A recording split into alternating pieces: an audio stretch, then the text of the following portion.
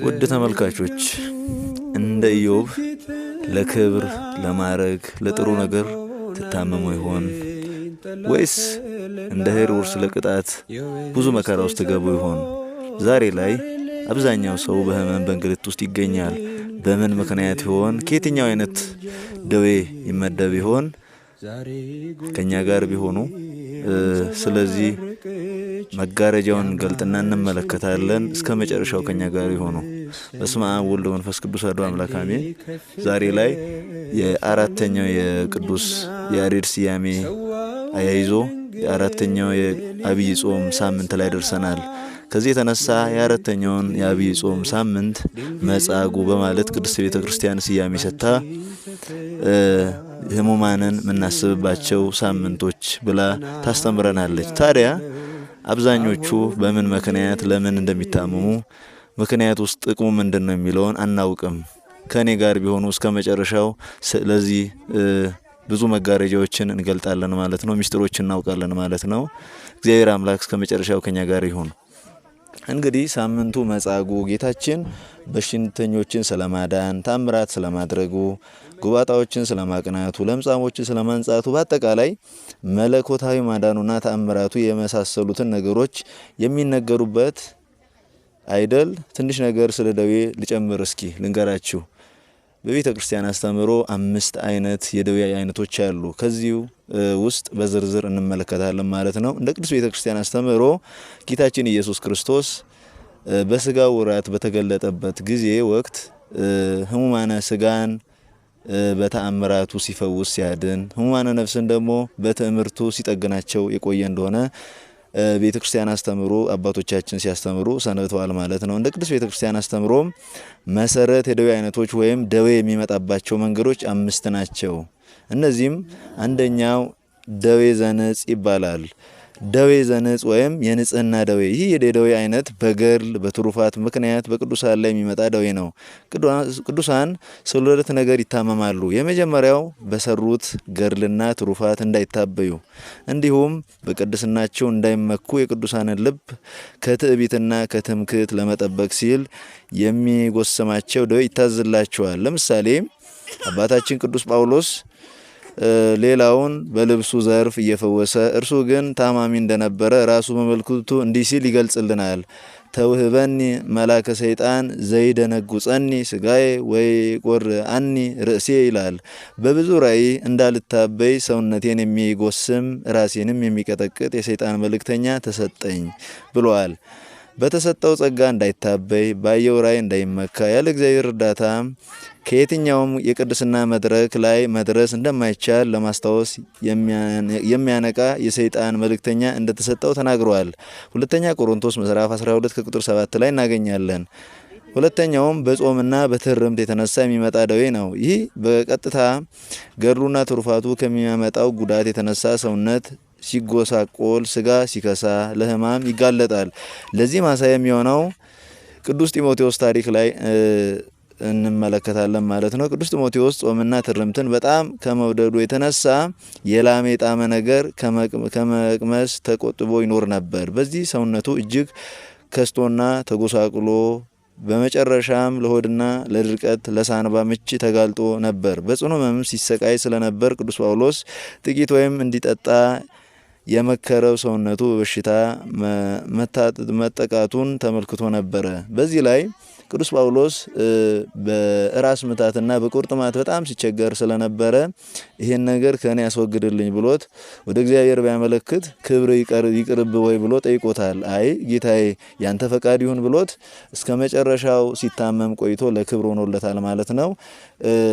ቅዱስ ጳውሎስ ለዚህ ደዌ አይነት ብቸኛው ምሳሌ ሆኖ ከሌሎችም ቅዱሳን ጋር ተያይዞ ይነሳል ማለት ነው። ሁለተኛው ደግሞ ደዌ ዘእሴት ይላል። ሁለተኛው ይህ የደዌ አይነት ዋጋ እንድናገኝ እንዲሁም ክብር እንዲበዛልን ከእግዚአብሔር የሚታዘዝ ሕመም ነው።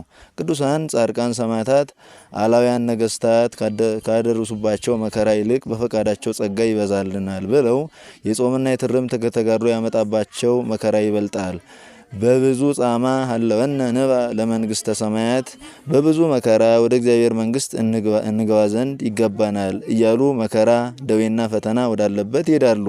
ሐዋርያት ሥራ ምዕራፍ 14 ከቁጥር 21 እግዚአብሔር ወዳጆቹን በበሽታ ምክንያት ጸጋቸውን ያበዛላቸዋል። ነቢዩ ዳዊትም በብዙ ሕማሞሙ ለጻድቃን ብሎታል። የጻድቃን ሕመማቸው ወይም መከራቸው ብዙ ነው ብሎ የዘመረው ያለ ምክንያት አይደለም። መከራቸው የጸጋቸው፣ ሕመማቸው የክብራቸው ምንጭ ስለሆነ ነው። መዝሙረ ዳዊት ምዕራፍ 33 ከቁጥር 19 ላይ ይህን እናገኛለን። አባታችን ኢዮብ በፍጹም ልቡ እግዚአብሔርን እያከበረ በሕግ በስርዓት እየኖረ ለእግዚአብሔር ክብር እየዘመረ በሚኖርበት ዘመን ከሰይጣን ከሳሽነት አለኝ የሚለው ሀብት ንብረት ሁሉም እንዳልነበር ሆኖበታል። 10 ልጆች በአንድ ሌሊት እንደ ቅጠል ረገፉበት። በዚህ ሳያበቃም ከእግር ጥፍሩ እስከ ራስ ፀጉሩ ድረስ ከባድ ቁስል ተመታ። በዚህ ሁሉ እግዚአብሔርን ከማመስገን በቀር ምንም አይነት በአንደበቱ ሐሰት በልቡ ክህደት አልተገኘበትም። የማማርና የወቀሳ ቃልም አልተናገረም። እንዲሁም ቅዱስ ኢዮብ አባታችን በቀን 24 ዙር ሙሉ መስዋዕት ለእግዚአብሔር ሲያቀርብ እንደነበረ እንዲሁም በሀብት በንብረት በልጆች የከበረ እንደነበረ መጻሕፍታት ይናገሩናል ማለት ነው። በዚህ ደዌ አባታችን ቅዱስ ኢዮብ 7 ዓመት ሙሉ ሲሰቃይ እንደነበረ ልጆቹም አልቆበት እንደነበረ መጽሐፈ ኢዮብ ላይ ሙሉውን ታሪክ እናገኛለን ማለት ነው። በዚህ ሰይጣን አፈረ፣ እግዚአብሔር ከበረ። እግዚአብሔር በኢዮብ ትዕግስት በእምነቱ ጽናት እጅግ ከመቅደሱ የተነሳ በመጨረሻም ከቁስሉ ፈወሰው። ቀድሞ ከነበረው ሀብትና ንብረት ክብር፣ ደስታ የበለጠውን ጨመረለት። 7 ዓመት ሙሉ ከተንገላታ ወዲህ እንኳን ሌላ ቀርቶ ሚረዳው ሚደግፈው አቶ ቁስሉን የሚያክበት ጥፍሩ ሁሉ አልቆበት መጨረሻ ላይ ጌታ ኢየሱስ ክርስቶስ በጳጉሜ መጨረሻ ላይ በዮርዳኖስ ሲጠመቅ ፈውሶት ከቀድሞ ሀብቱ 10 እጥፍ ሰጥቶት ቀድሞ ከነበሩት ልጆች 10 ልጅ ወልዶ እድሜውን እግዚአብሔርን እያመሰገነ እንዳለፈ መጻሕፍታት ይናገራሉና እግዚአብሔር ከፊተኛው ይልቅ የኋለኛው ለኢዮብ ባረከ ይላል። ኢዮብ ምዕራፍ 2 ከቁጥር 6 ላይ በማለት እናገኛለን። እግዚአብሔር በፈተና ውስጥ አልፈን ስናከብረውና በጉስቁልና ውስጥ ሆነን ስናመሰግነው በመጨረሻ አጣናቸው የምንላቸውን ነገሮቻችን እግዚአብሔር እጥፍ አድርጎ እንደሚመልስልን በኢዮብ ታሪክ አስረድቶናል ማለት ነው። ቅዱስ ጴጥሮስም በጥላው ድዊ የፈወሰ እርሱ ግን ታማሚ ነበር። ከላይ እንደተገለጠው ቅዱስ ጳውሎስም በልብሱ ዘርፍ በርካታ ድውዮችን እየፈወሰ ለራሱ ግን በሽተኛ ነበር። የእርሱ በሽታ እንደ ኢዮብ ዋጋ የሚያገኙበት ጸጋቸው የሚጨምርባቸው በሽታ ነው። ስለዚህም ዛሬም እንደ አባታችን እንደ ኢዮብ ክብራችን እንዲገለጥ ጸጋችን እንዲያብብ ከከሳሻችን እንዲያፍር እግዚአብሔር ሆን ብሎ በሕመም ውስጥ ፍቅሩን ሊገልጥልን ይችላል። የኢዮብ ትዕግስትና እምነት ገንዘብ ያላደረገ ሰው በሕመሙ ሰዓት የሚገኘው ጸጋና በረከት ላይረዳው ይችላል። ሆኖም ብዙ ጊዜ የእግዚአብሔር በረከት የሚገኘው እንዲህ ባለ መከራና ፈተና ውስጥ በትዕግስት ስንሻገር መሆኑን መገንዘብ ይገባናል። እንዲሁም በተጨማሪ በቤተ ክርስቲያን አስተምሮ ደዌ ላይ የሚጠቀሱት አባታችን አባ ሙሴ ሚሳኤል ይጠቀሳሉ ማለት ነው። እኒህ አባት በገዳም ከገቡ ጀምሮ ለ25 ዓመት ከአልጋ ተጣብቀው የሚረዳቸው ሰው ሳይኖር እንኳን ገዳማዊኑ አባቶች ጠልተዋቸው 10 ዓመት አስታመው ትተዋቸዋል። ከዚህ የተነሳ የሚረዳቸው አጥቶ እግዚአብሔር አምላክ ለአባታችን ለአባ ኪሮስ ገልጦላቸው ቅዱስ ሚካኤል በቀኝ ገብርኤል በግራ ሩፋኤል በራስጌ ራጉኤል በእግርጌ ሲረዳቸው እንደነበረ 25 ዓመት ሙሉ በጽኑ ተጋድሎ ሲኖሩ እየታመሙ ሲንገላቱ ከክብር ደረጃ ደርሰው ነፍሳቸው ትወጣና ከእግዚአብሔር ስሉስ ቅዱስ መንበር ፊት እየሰገደች የመጣች እንዲህ ያሉ 25 ዓመት ሙሉ ዘመን ሲሰቃዩ ቆይተው መጨረሻ ላይ በአባ ኪሮስ ገድል ላይ እንደምናገኘው በሳቸው ጸሎት አርፈዋል እና በደዌያቸው ከብቃት ደረጃ ደርሰው ክብር አክሊል አግኝተውበታል ማለት ነውና ስለዚህ ነው ያለ መከራ ጸጋ ያለ ድካም ዋጋ የለም የሚሉ። ስለዚህ ነው ሕመማችን ዋጋ የሚያሰጥ መሆኑን ተገንዝበን ከማማረርና ተቆጥበን ከመናደድ ከመበሳጨት እግዚአብሔር ላይ ክፉ ነገር ከመናገር ምን አድርጌ ነው በምን ምክንያት ነው እንዲህ የምታደርገኝ ከማለት ደዌያችን ለክብር እንዲሆን አውቀን እግዚአብሔርን በመከራችን ልናከብረው እንዲሁም ልናመሰግነው ልንደሰት ያስፈልጋል ማለት ነው። ሶስተኛው ደዌ ዘተግሳጽ ይባላል። ተግሳጽ ማለት ለግሳጼ ማለት ነውና ደዌ ዘተግሳጽ ማለት ከሕግና ከስርዓት ያፈነገጠ የጀመረውን መንፈሳዊ ትጋት ያቋረጠ የቀደመውን ፍቅሩን የተወ ወዳጁን የሚቀጣበት አስደንግጦ ቆንጥጦ ወደ ቀድሞ መስመር የሚመልስበት መንገድ ነው። ለዚህ ጥሩ ማስረጃ የሚሆነን የንጉሥ ሕዝቅያስ ሕይወት ነው። ሕዝቅያስ በሰናክሬም ሰራዊት ላይ ድል በተቀዳጀ ጊዜ ውጊያውን የተዋጋለት እግዚአብሔር መሆኑን ዘንግቶ ድሉ የተገኘው በራሱ ኃይል እንደሆነ ቆጥሮ መታበዩ እግዚአብሔርን ስላሳዘነው በታላቅ ደዌ ገስጾታል።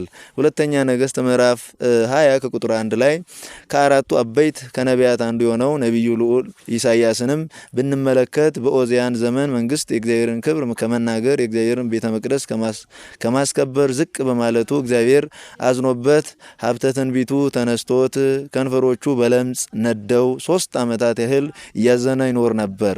ከ3 ዓመት በኋላ ኦዚያን በሞተበት ወራት እግዚአብሔር በታላቅ ዙፋን ተቀምጦ ታይቶት ምስጋና ከሚያቀርቡት መላእክት አንዱ ሱራፊ እየበረረ መጥቶ በጉጠት ፍም ይዞ ከንፈሮቹን በመዳሰስ በደል ካንተ ተወገደ ኃጢአትም ተሰረየል ብሎ ከለምጹ አንጽቶት ኃጢአቱ እንደተሰረየለት ነግሮ ሂዷል።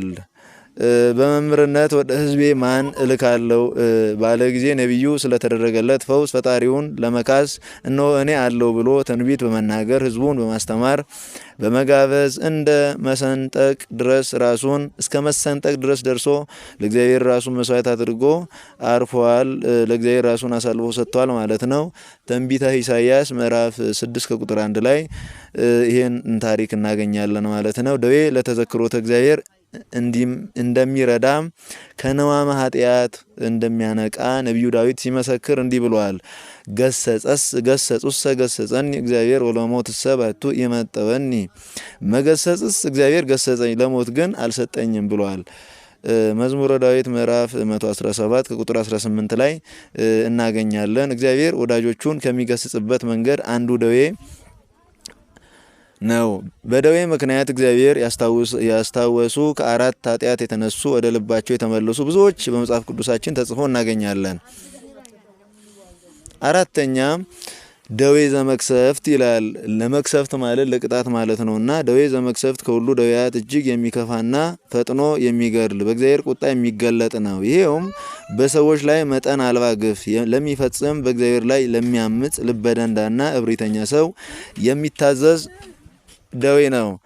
ለዚህም ጥሩ ማሳያ የሚሆነን የንጉሥ ሄሮድስ ታሪክ ነው። ንጉሥ ሄሮድስ የእግዚአብሔር ወንጌል የሚቃወም ስለነበር በሐዋርያትና በክርስቲያኖች ላይ ልዩ ልዩ መከራ ጽኑ መከራ ያጸናባቸው የነበረ ወታደሮቹ እየላከ ያስገርፋቸው ነበር። እያሰረም ወደ ወህኒ ይጥላቸው ነበር። በተለይ ዮሐንስን ወንድም ያዕቆብን በሰይፍ ባስቀላው ጊዜ አይሁድ ደስ አላቸው። ሄሮድስ አይሁድ ከሐዋርያት አንዱ ጭፍራቸውን ባስገደላቸው ይህን ያህል ከተደሰቱ አለቃቸውን ቅዱስ ጴጥሮስን ባሰረላቸው ምን ያህል ይደሰቱ ይሆን ብሎ አይሁድን ስለማስደሰት ቅዱስ ጴጥሮስን አስሮ ወደ ወህኒ አስጣለው። ክርስቲያኖች በዚሁ ሁሉ መከራ ሳይደናገጡ በተረጋጋ መንፈስ ወንጌልን ይሰብኩ በአንድነትም ይጸልዩ ነበር። ወንጌላዊ ቅዱስ ሉቃስም እንደመዘገበው በቀጠሮም ቀን ሄሮድስ ለቀላውዲዮስ ቄሳር ክብር አዘጋጅቶ ነበር። በዚህ ቀን እጅግ የሚያብረቀርቅ ክብር የተሰራ ልብስ ለብሶ በታላቅ ግርማ ሆኖ ንግግር ሲያደርግ ሕዝቡም የንግግሩን ድምጽ ሰምቶ ይህ ድምጽ የአምላክ ድምጽ ነው አሉ። በዚህ ጊዜ ሄሮድስ የአምላክነት ኃይል ተሰማው፣ ምስጋናውንም በደስታ ተቀበለ። የአምላክነትን ምስጋና ለራሱ በማድረጉና ለእግዚአብሔር ክብር ባለመስጠቱ እንዲሁም ክርስቲያኖችን በማሳደዱ የእግዚአብሔር መልአክ ወዲያ በታላቅ መቅሰፍት መታው። በትልም ተበልቶ በታመመ በአምስተኛው ቀን ሰውነቱ ሸቶና ከርፍቶ ሞቷል።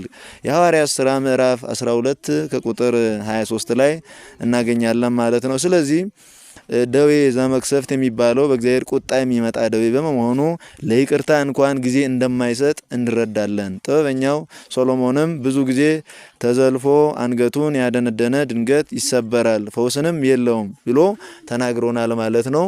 ናቡከደነጾርም 3 ደቂቅን በእሳት ላይ ጣለው። ታላቁ ንጉሥ በዚህ ደዌ የተቀጣ ሰው ነበረ። 7 ዓመት ሙሉ እንደ እርያ እንደ አውሬ ሳር ይበላ እንደነበረ መጻሕፍታት ያስረዳሉ ማለት ነውና ደዌ ዘመቅሰፍት አራተኛው ይሄን ይመስላል ማለት ነው። አምስተኛው የመጨረሻው ደዌ ዘኃጢአት ይባላል። ደዌ ዘኃጢአት ማለት በኃጢአት ምክንያት የሚመጣ ደዌ ወይም መከራ ማለት ነውና በተጠራቀመ ኃጢአት ምክንያት የሚመጣ ደዌ ነው። እንዲህ አይነቱ ደዌ የሚታዘዘው የእግዚአብሔር ምሕረት እንደ ሞኝነት በመቁጠር ወይም እግዚአብሔር መሐሪና ይቅር ባይ ነው በሚል ሹፉን በኃጢአት ተዘልለው ተደላድለው ለሚቀመጡ ሰዎች የሚታዘዝ ደዌ ነው። ለምሳሌ አንድ ሰው ማመንዘር ኃጢአት መሆኑን እያወቀ ዝሙት፣ ስጋን ማርከስ፣ መንፈስን ማቆሸሽ መሆኑን እየተረዳ በቅዱስ ጋብቻ ተወስኖ መኖር እየቻለ ከዚያም እየደረሰ ለበሽታ ቢጋለጥ ያ ደዌ በኃጢአት የመጣ ነው ይባላል። ለዚህ ደግሞ ጥሩ ምሳሌ የሚሆነን የአባታችን የአቡነ ገብረ መንፈስ ቅዱስ ገድል ላይ አንድ ታምር አለ። እነሆ ልበሏችሁ። አንድ ሴትየው ነበረች፣ በዝሙት የምታስቸግር ዝሙተኛ ሴት እንደነበረች ገድላቸው ይናገራል። ከዚህ የተነሳ በጣም ዝሙተኛ ከመሆኗ የተነሳ እባብ ወይም እባብ ታዞ በማህፀኗ ገብቶ ይኖር ነበረ እና የበላችሁን ይበላል የጠጣችሁን ይጠጣ ነበረ። ካልበላች ካልጠጣች አንጀቷን ይበላና ይልስ ነበረ። ከዚህ የተነሳ በዚህ ደዌ ስትሰቃይ በነበረችበት ጊዜ አንድ መምህር ጋር ትገናኝና እንደዚህ ያሰቃየኛል እንደዚህ ሆናለሁ ብላ አማከረቻቸው። እሳቸውም የአባታችን የአቡነ ገብረ መንፈስ ቅዱስን ዝክራቸውን ዘክሪ፣ በእሳቸው ስም ጸልይ፣ ከዚህ ደዌ ትድኛለሽ ብለው አመልክተዋታል። ከዚህ የተነሳ አባታችንን ደጅ መጥናት፣ መዘከር፣ መጸለይ ትጀምራለች። እንዲህ ሆና ስትኖር አንድ ቀን አባታችን አቡነ ገብረ መንፈስ ቅዱስ ክብር ይግባቸውና በቤቷ ተገኝተው ከደጁ ነው አንተ ከይሲ ውጣ ከዚች ሴት ብለው ገስጸው ከማህፀኗ ሰተት ብሎ ወጥቶ ድናለች ማለት ነውና ከወጣ ወዲህ 6 ሜትር ያክል እባብ ሆኖ በጣም ግዙፍ ሆኖ ተቀምጦ ገለውት ለፈውስ ለድነት ወቅታለች ማለት ነው። እንዲህ አይነቱ ምሳሌ በኃጢአት የሚመጣ ደዌ ማለት ይሄ ነውና ለዚህ ጥሩ ምስክር የሚሆን የመጻጉዕ ታሪክ ነው።